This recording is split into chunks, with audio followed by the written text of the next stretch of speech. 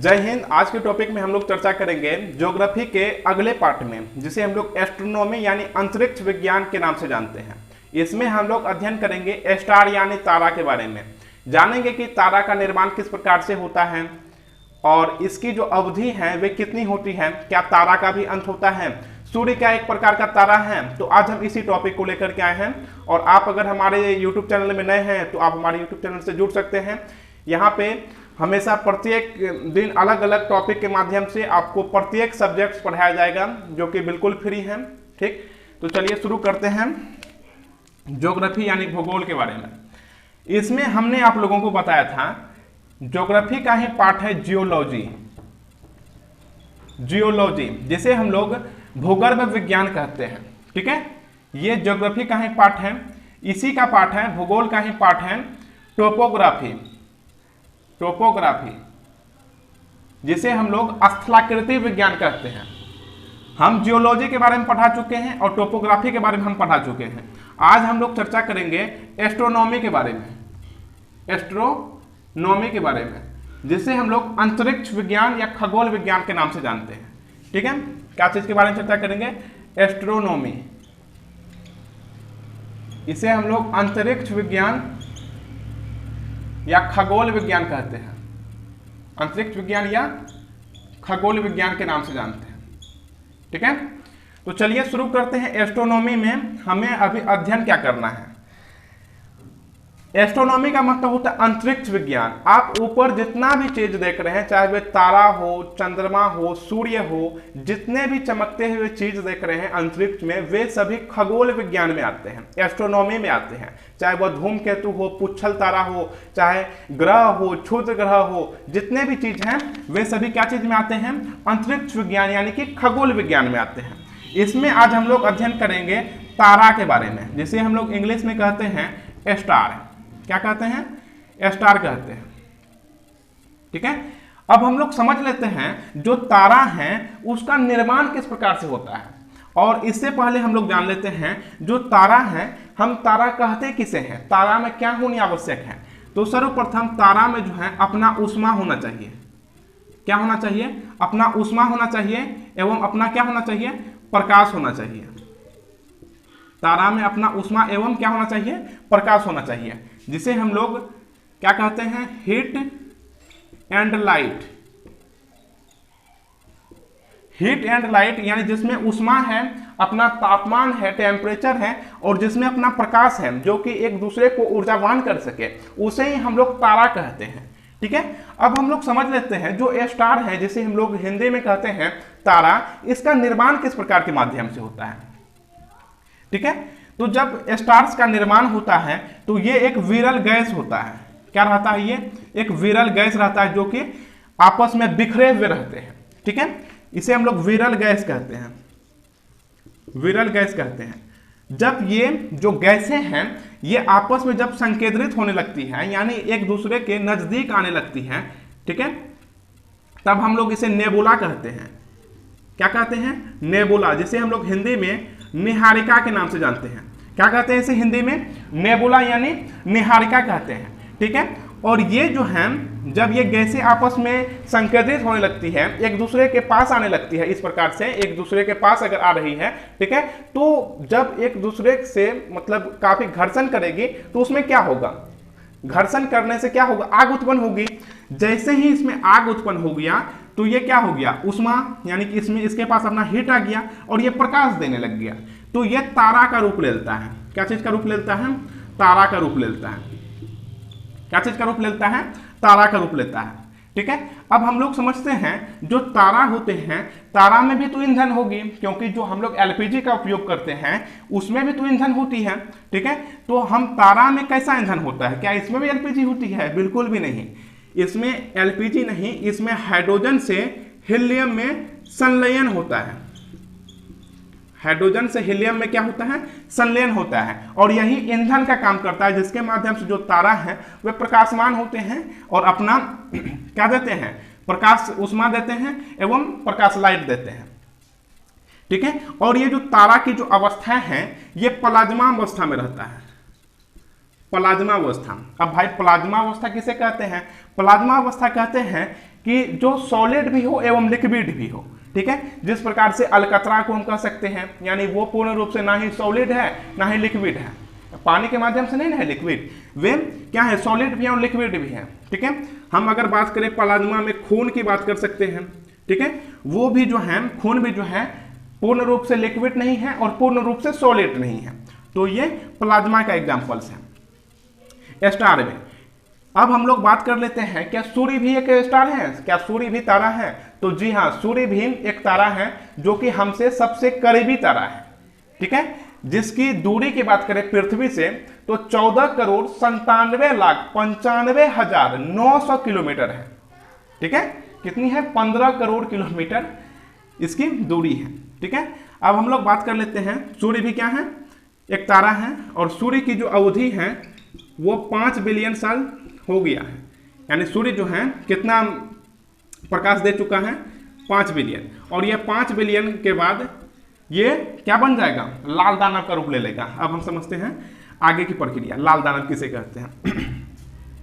जब ये तारा प्रकाशमान देगा तो ये चलेगा, ठीक है, चलेगा। और जब ये तारा की अवधि ईंधन इसका समाप्त होने वाला रहेगा, यानी हाइड्रोजन से हीलियम में जो बनने की प्रक्रिया है वो जब समाप्त होने वाला रहेगा तो इसका जो आकार है वो काफी बढ़ जाएगा। जो आकार है किसका? तारा का, वे काफी बढ़ जाएगा, यानी कि साइज में इसका बढ़ोतरी आ जाएगी, आकार बढ़ जाएगा काफी।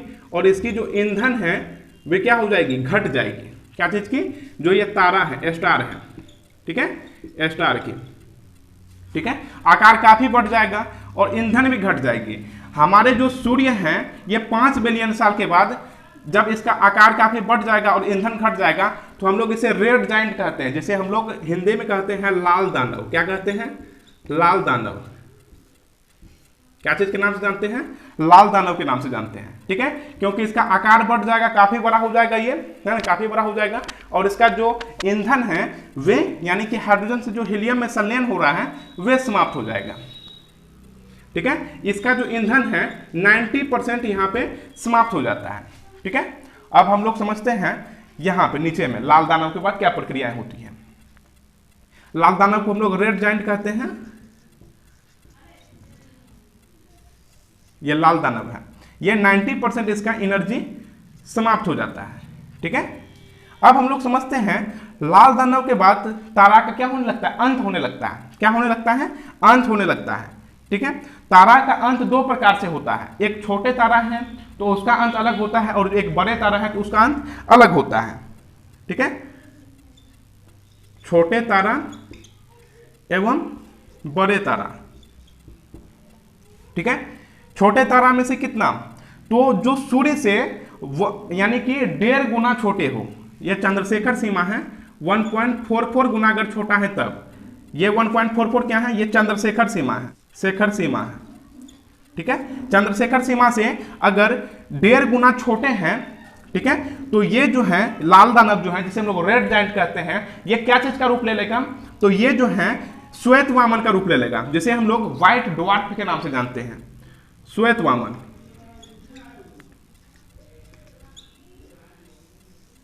यह श्वेत वामन का रूप ले लेगा, और इसका जो एनर्जी है, यानी इसका जो ईंधन है, वे कितना? 95% समाप्त हो जाता है। इसलिए हम इसे श्वेत वामन को, यानी व्हाइट ड्वार्फ को जीवाश्म तारा भी कहते हैं, जिसको इंग्लिश में कहते हैं फॉसिल स्टार, यानी इसमें जीव का कुछ अंश बचा हुआ है, इसलिए हम लोग इसे जीवाश्म तारा कहते हैं, ठीक है। श्वेत वामन को ही हम लोग जीवाश्म तारा कहते हैं। क्वेश्चन में पूछ सकता है कि हम जीवाश्म तारा किसे कहते हैं? तो व्हाइट ड्वार्फ यानी कि श्वेत वामन को। अब हम लोग समझते हैं श्वेत वामन के बाद, यानी व्हाइट ड्वार्फ के बाद क्या प्रक्रिया होती है। श्वेत वामन के बाद ये जो है, जब इसका एनर्जी यानी जो ईंधन है वो पूर्ण रूप से जब समाप्त हो जाती है, तो ये जो है लाल दानव जो है क्या चीज का रूप लेता है? तब ये ब्लैक ड्वार्फ का रूप लेता है, जिसे हम लोग क्या कहते हैं? काला वामन। क्या कहते हैं? काला वामन। इसके बाद क्या होता है काला वामन के बाद? तो जो ये स्टार है यानी तारा है, ये अंतरिक्ष में कचरा मलबा मिल बन करके ये अंतरिक्ष में विचरने लगता है। तब इसका जो है काम कुछ नहीं रहता है, ये अंतरिक्ष में कचरा एवं मलबा बन करके जहां तहां क्या होने लगता है? विचरने लगता है, गमन करने लगता है। समझते हैं जो बड़े तारा होते हैं उसकी अंत किस प्रकार से होती है? बड़े तारा में कितने बड़े? 1.44 गुना बड़ा, यानी ये चंद्रशेखर सीमा है। इससे अगर तारा बड़ी होती है तो इसका अंत कैसे होगा, है ना, यानी बड़े तारा का। तो जब ये बड़े तारा का अंत होता है तो ये अभिनव तारा कहलाता है, अभिनव तारा, ठीक है। इसे हम लोग विस्फोटक तारा भी कहते हैं। अभिनव तारा को क्या कहते हैं? विस्फोटक तारा कहते हैं। इसे विस्फोटक क्यों कहते हैं भाई? क्योंकि अभिनव तारा जो है ये अपने में विस्फोट कर जाता है, यानी अपने आप में ब्लास्ट हो जाता है। जिस प्रकार से बिग बैंग थ्योरी में ब्लास्ट हुआ था ना, एक स्टार के माध्यम से अनेकों स्टार्स का निर्माण हुआ था, ठीक है, उसी प्रकार से अभिनव तारा में जब ब्लास्ट होता है तो ये अनेक प्रकार का रूप लेता है। क्या चीज? अनेक प्रकार का ये रूप लेता है। क्या चीज का रूप लेता है भाई? ये न्यूट्रॉन तारा का रूप लेता है। न्यूट्रॉन तारा, पल्सर तारा, क्वेसर तारा, जिसे हम लोग क्वेसर स्टार कहते हैं। इसके बाद बनता है ब्लैक होल, ब्लैक होल, ठीक है। ब्लैक होल भी ये लाल दानव का ही रूप है। लाल दानव जब अभिनव तारा बनता है, यानी अभिनव तारा बनकर के जब ये विस्फोट करता है तो ब्लैक होल जब बनेगा, है ना, यानी इन सभी चारों में से कोई एक ही बन सकता है। जब ब्लैक होल बनेगा तो ब्लैक होल की जो डेंसिटी होती है, घनत्व होती है, वे काफी घने होते हैं, एक दूसरे से वे काफी काफी प्रकार से वे जकड़े हुए रहते हैं। जिस प्रकार से बड़े से लोहे को पीट कर उसे इतना छोटा कर बना दिया तो उसकी डेंसिटी, उसका जो भार है कितना बढ़ जाएगा। तो सेम इसी प्रकार से है, जब अभिनव तारा विस्फोट करता है तो वो न्यूट्रॉन बनेगा। न्यूट्रॉन में कोई चार्ज नहीं होता है, कोई भी प्लस माइनस का चार्ज नहीं होता है, इसलिए हम लोग इसे न्यूट्रॉन तारा कहते हैं। पल्सर और क्वेसर जो है ये घूर्णन काफी स्पीड में करता है, ये काफी छोटे होते हैं, तो जो भी छोटे वस्तु होते हैं उसकी घूर्णन काफी स्पीड होती है। तो पल्सर एवं क्वेसर की घूर्णन काफी अधिक होती है। अब बात कर लेते हैं ब्लैक होल की, तो इसकी जो डेंसिटी होती है बहुत ही अधिक होता है, ठीक है, इसका डेंसिटी बहुत ही अधिक होता है। इसलिए ब्लैक होल अगर किसी भी ग्रह से टकरा गया, अगर पृथ्वी से ही टकरा गया तो पृथ्वी को दो भाग में फाड़ के निकल जाएगा, ठीक है, और पृथ्वी में पूरा तबाही ला देगा, ठीक है। इसलिए ब्लैक होल में सूर्य की भी जो रोशनी जाती है या किसी भी तारा की जो रोशनी जाती है वे रिटर्न नहीं आ पाती है। इसलिए ब्लैक होल को बहुत ही सिटी में घनत्व में सबसे अधिक है, ठीक है। उम्मीद है आप इसे नोट कर लिए होंगे। इसी प्रकार के वीडियो देखने के लिए आप हमारे YouTube चैनल से जुड़े रहें। फिर मिलते हैं अगले वीडियो में, तब तक के लिए जय हिंद।